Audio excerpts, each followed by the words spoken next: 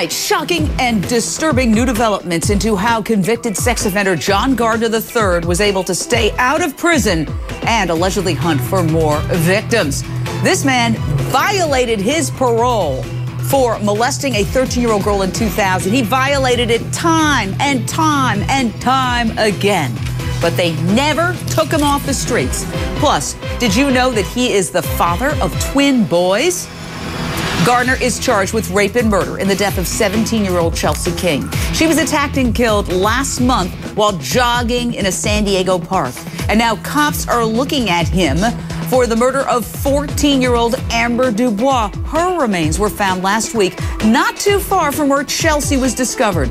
Listen to John Gardner in court this week. Has Mr. Gardner been advised of those rights? He has, Your Honor. Mr. Gardner, do you understand those rights? Yes. Do you agree to waive time for your preliminary examination? Yes. Parole records show Gardner was caught living too close to a school in 2007. Plus, he had at least 6 other violations. 6! Let's not forget that he was living just a couple of miles from Escondido High School when Amber Dubois disappeared in February of 2009. If authorities had done their job properly, this poor family might still have their daughter. How many times do our daughters need to be raped before we put these monsters behind bars forever? We really have to fix this junk justice system. It is broken.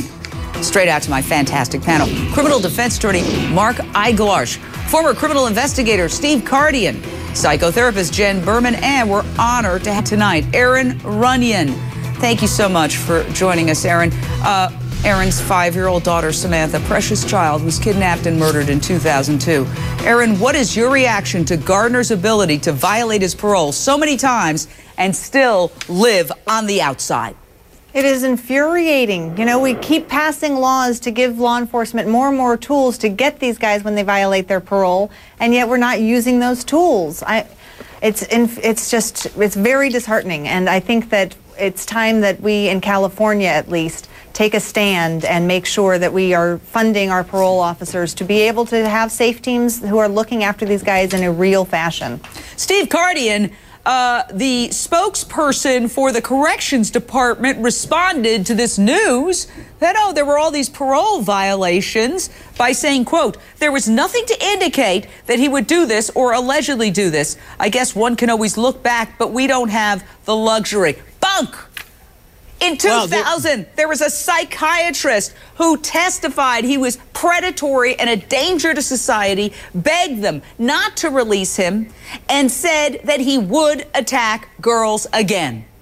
Yes, Jane, we've talked about broken justice before, and we see here where the district attorney's office and the court system failed. The psychiatrist had indicated that he was likely to admit again, and he did, and he was only given a short sentence of prison. All the red flags that occurred post him being released were red flags, but the probation department may not have been able to act upon those red flags because of the minor degree in nature. Although they are red flags, they should have been looked at closer. What? Okay, 4 of the infractions to his parole involved letting the battery on his ankle bracelet run low. 1, Mark Eiglarsh, for missing a meeting with his parole officer, and 1 for alleged marijuana possession that apparently couldn't be substantiated. Why not? Why not? And this is what they go on to say, Mark. Oh, these are considered minor. Quite frankly, if we were to blanket the system of parolees with minor offenses, we would overwhelm the system. We'd close the system down. Jane, is that your man?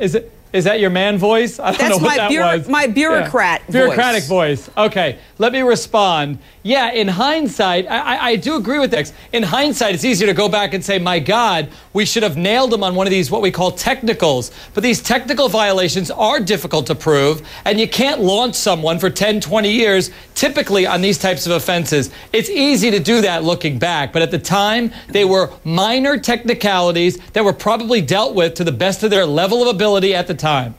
Yeah, you know what? The Corrections Department fought like heck to keep us from learning this, okay? There was an effort to stop these documents from being released. Why? Maybe they feel a little guilty. I dispute the notion that it's impossible to verify that you've let your monitoring battery die or get low, Aaron Runyon. I think it's easy to verify it would be low.